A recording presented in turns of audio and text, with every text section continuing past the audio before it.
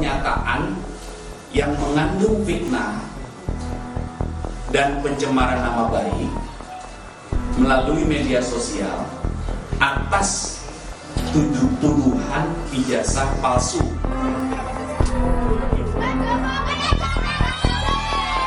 Saya masih ingat galak sekali, tapi sekarang saya melihat beliau sangat bijak sekali. Mengenai ijazah, saya sama sekali tidak bisa cerita, karena saya tidak membimbing, tidak mengetahui, tidak ada prosesnya. Pembimbingnya itu Profesor Sumitro.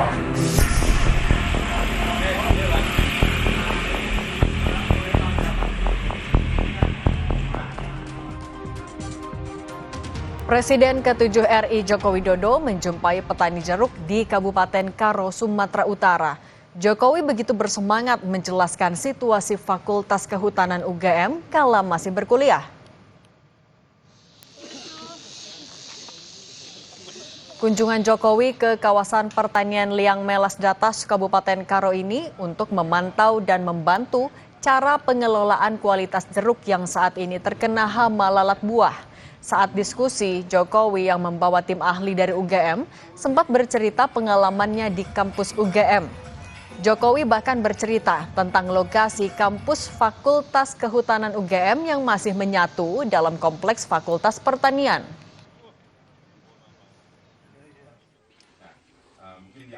Hanya beliau dulu saya sebetulnya sebelum tahun 80 kan satu kompleks yang namanya pertanian, kehutanan, teknologi pertanian itu satu kompleks, Pak Sepataya. Kemudian tahun 80-an dipisah, kehutanan sendiri, pertanian sendiri, teknologi pertanian sendiri, sendiri-sendiri. Namun di tengah kunjungannya bertemu para petani jeruk, Presiden ke-7 Joko Widodo enggan berkomentar soal pengembangan kasus tudingan ijazah palsu yang menyeret Roy Suryo CS. Jokowi memilih fokus membahas soal jeruk.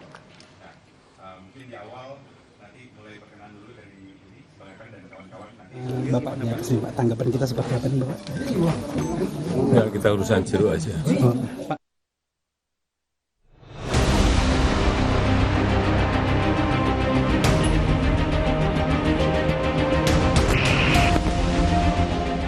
Ribut-ribut soal tudingan ijazah palsu Presiden ke-7 Joko Widodo terus bergulir.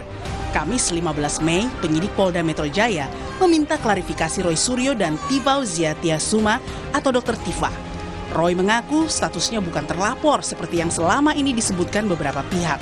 Mantan Menpora ini juga mempertanyakan penerapan pasal 32 dan 35 Undang-Undang ITE terhadap dirinya. Menurut Roy, pasal tersebut seharusnya ditujukan untuk pihak yang mengunggah ijazah Jokowi di media sosial. Ini clear banget ya, ini clear banget. Jadi LP itu ada pelapornya, tapi lucunya nggak ada terlapor. Sekali lagi ya, tidak ada nama terlapor. Itu pasal 32 dan 35 Undang-Undang ITE. Pasal itu tujuannya, sekali lagi saya ulangi, adalah untuk transaksi elektronik supaya Indonesia itu diselamatkan dari perdagangan internasional dan kita bisa ikut. Bukan pasal untuk mempidanakan orang. Ada orang memposting sebuah dokumen elektronik, namanya ijazah misalnya. Dia katakan itu asli gitu. Padahal ternyata orang yang punya ijazah mengatakan, saya nggak pernah mengeluarkan ijazah itu loh. Lah berarti yang memposting ijazah itu salah seorang kader dari partai itu. Kena pasal itu harusnya. Sementara pelapor Roy Suryo CS dari Perhimpunan Advokat Peradi Bersatu menegaskan, pakar telematika itu dinilai telah menyebarkan informasi tidak benar melalui media sosial dan menggiring keributan masyarakat karena menuding ijazah Jokowi palsu. Seorang Roy Suryo ya menyampaikan langsung ya bahwa ini palsu dari bahan yang dia miliki, bahwa di situ ada tertulis Joko Widodo, ijazah, kemudian dia langsung menyampaikan narasi. Itu tidak lagi mengatakan diduga palsu, tapi dia sudah meyakini 100% palsu. Sebagai peneliti harusnya dia meneliti itu harus ada izin loh sebenarnya ya, kepada Pak Jokowi. Ya. Kalau memang itu jasanya Jokowi ya. Sosok lain yang juga terseret di pusaran ijazah Jokowi yakni Kasmujo yang pernah diklaim Jokowi sebagai dosen pembimbing skripsinya di Fakultas Kehutanan UGM. Mantan dosen Fakultas Kehutanan UGM ini mengaku tidak pernah melihat ijazah Jokowi. Selain itu, ia juga membantah ada tawaran bantuan hukum dari Jokowi untuk menghadapi gugatan bersama Rektor UGM di Pengadilan Negeri Sleman.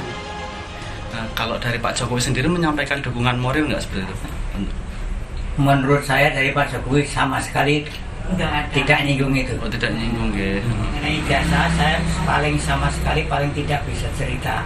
Karena saya tidak membimbing, tidak mengetahui, tidak ada prosesnya. Buat pembimbingnya itu Profesor Sumitro. Dan saya sama sekali belum pernah melihat ijazahnya itu seperti apa. Nah, saya mau cerita apa kalau belum sama. Jokowi dan kasus tudingan ijazah palsu kini bergulir di 3 wilayah.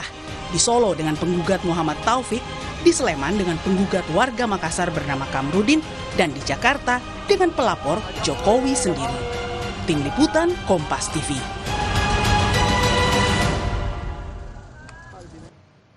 Gugatan tudingan ijazah palsu Jokowi terus bergulir di 3 wilayah, yakni Solo, Sleman, dan Jakarta.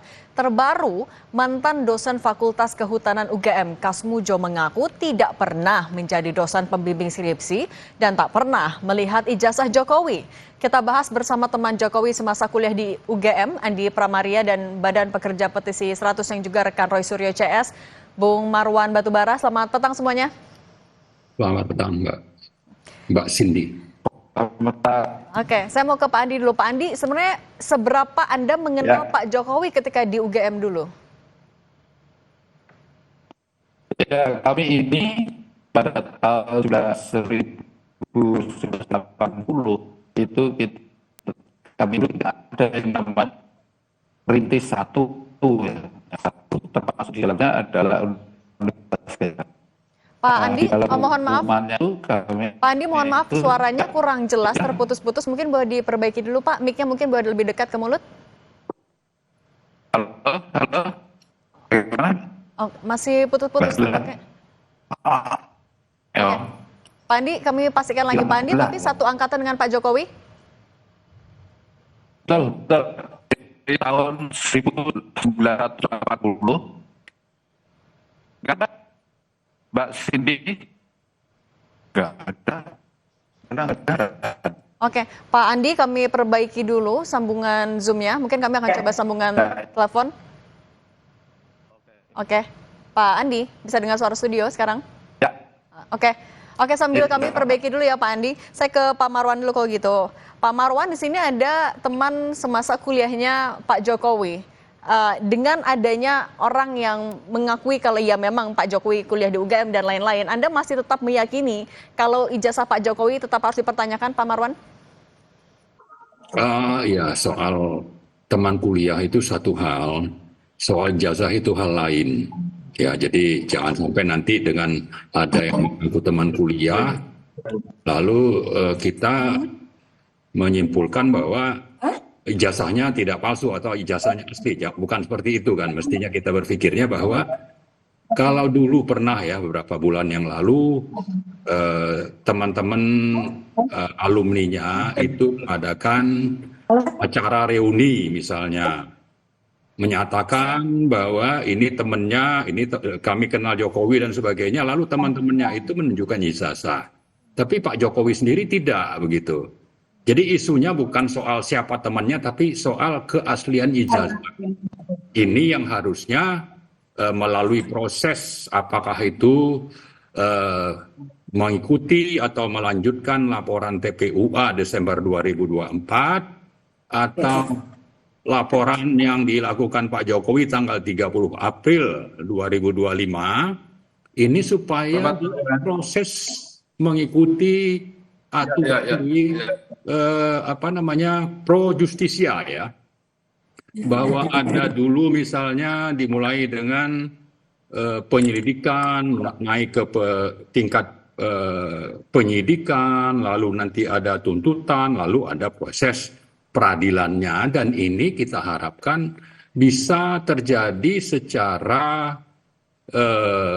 transparan, sesuai dengan aturan main yang ada, tidak ada intervensi, dan juga bisa diikuti publik tanpa ada yang ditutupi.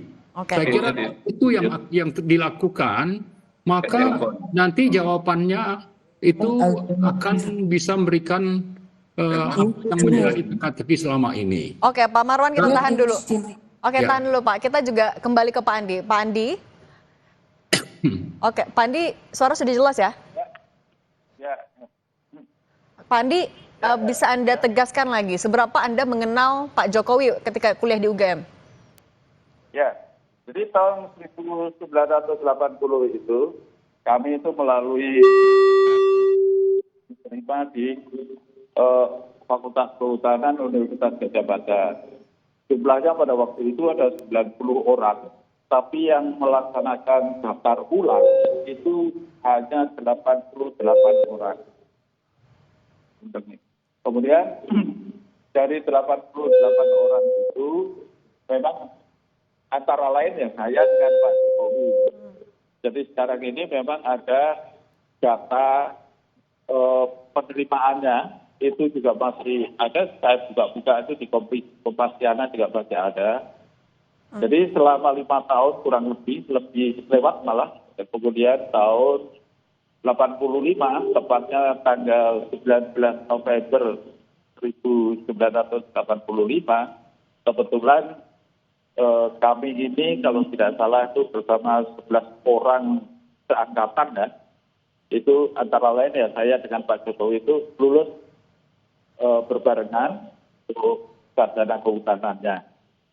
Jadi sebenarnya kalau masa perkenalannya itu ya dari awal mulai tahun 1980 itu. Sampai 85 ya Pak ya? Oke, Pak Andi, tapi kalau dengan Pak Kasmujo seberapa kenal? Tapi tahan dulu Pak, jangan dijawab dulu, kita akan lanjutkan usai jeda berikut ini.